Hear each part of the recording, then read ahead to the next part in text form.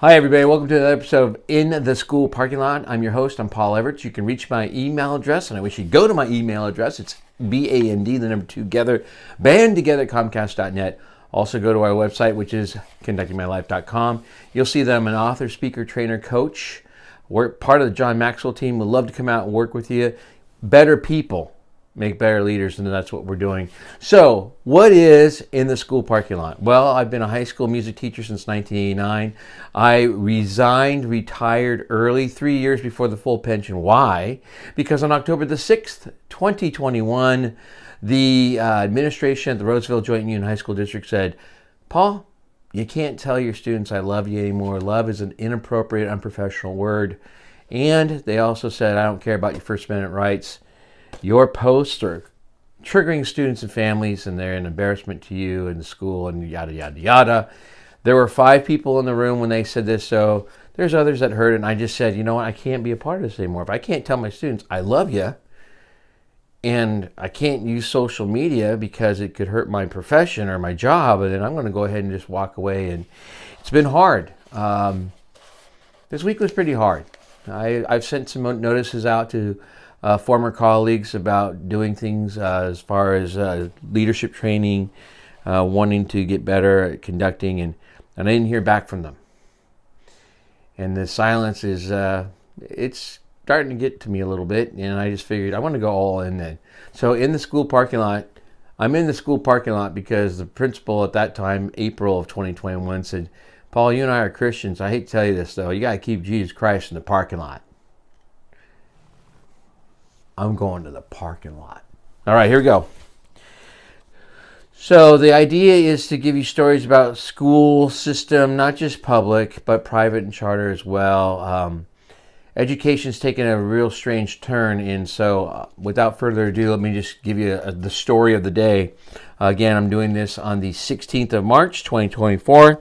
It's Defending Constitutional Liberties, a response to the ACLU's open letter on public school chaplains. I didn't even know public school chaplains existed anymore because this is the United States, and it's just a little bit different than when I went. I'm glad public school chaplains are in existence. Gosh, probably could use more of them, frankly.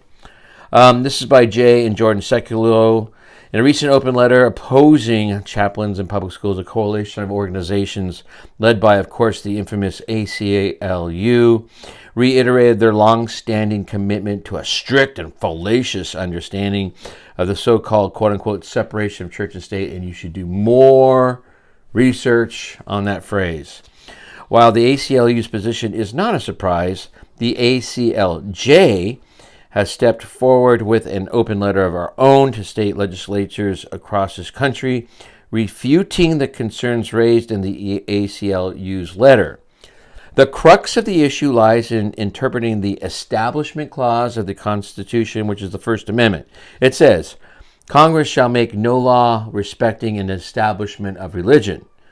While some, such as the ACLU, advocate for an impenetrable wall separating church and state, and that would be again the ACLJ's response, points out that historical context and current judicial precedent provide a more nuanced understanding, and that's one word that's making it come back, nuanced.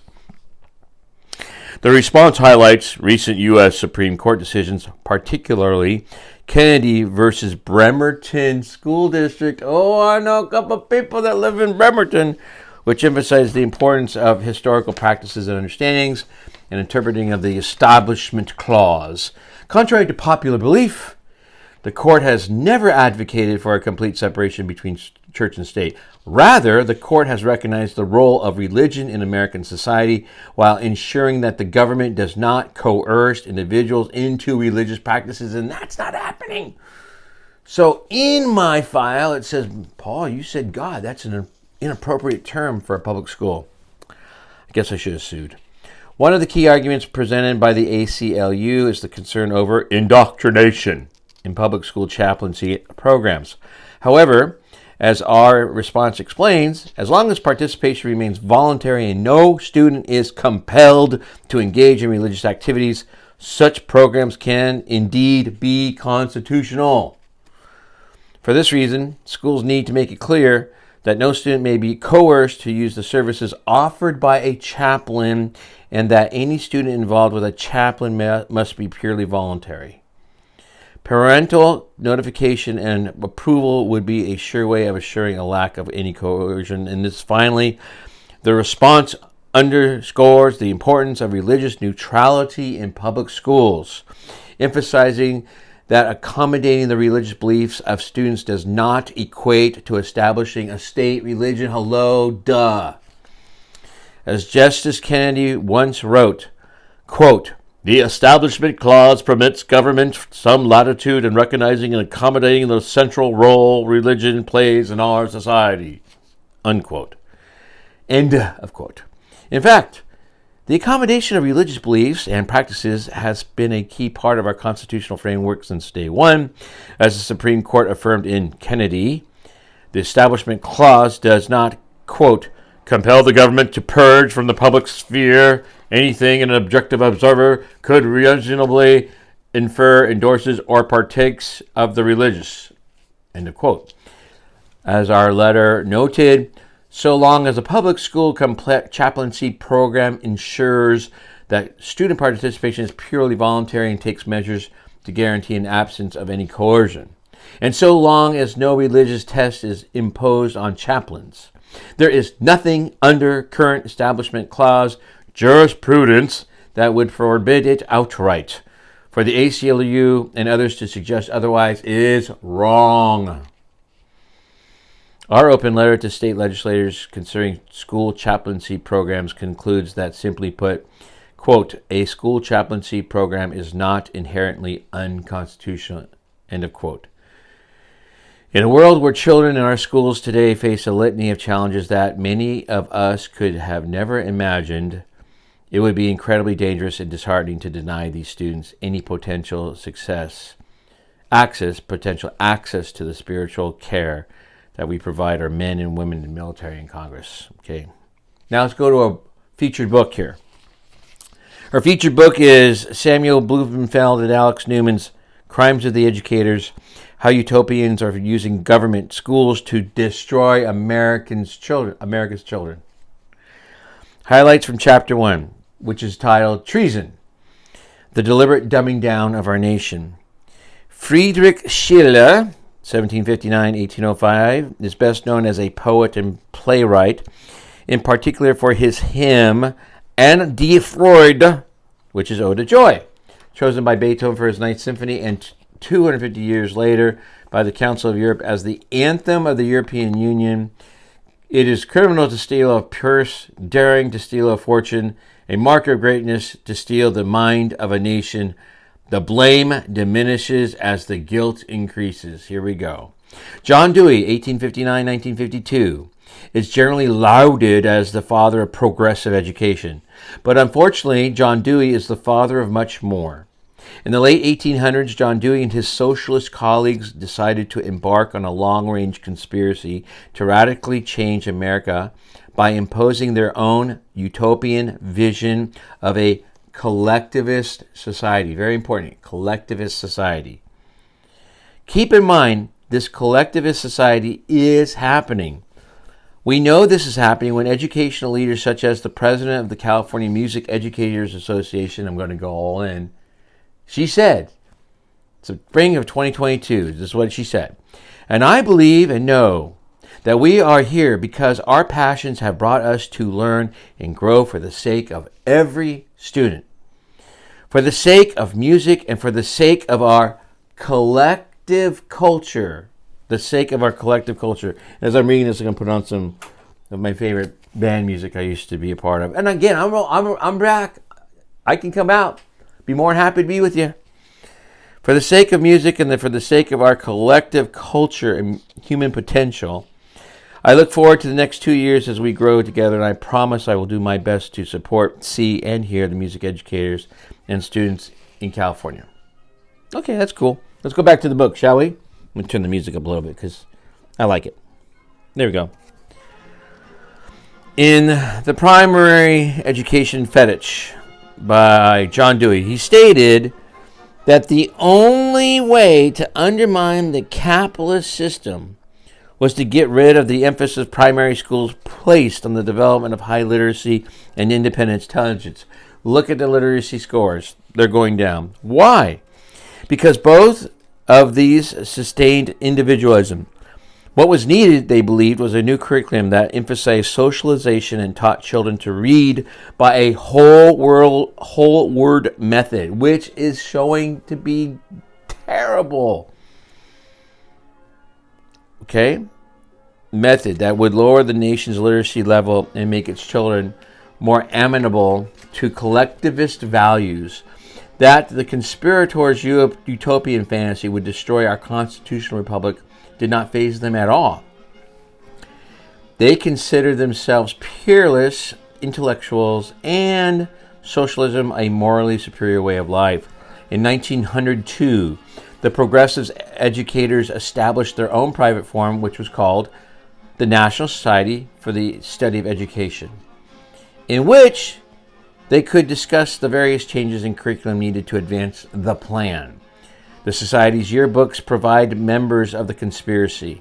And conspiracy is the right word here because it is secret, it's immoral, and involves more than one person, with what is being discussed by progressive experts in each area of the school curriculum. John Dewey's plan was to impose on America a form of cultural genocide never before imposed on any nation. I'm almost done. The way to do it was to disparage high literacy and teach children to read by a method that would prevent them from achieving the kind of high personal literacy needed to develop their independent intelligence. Look at the reading scores.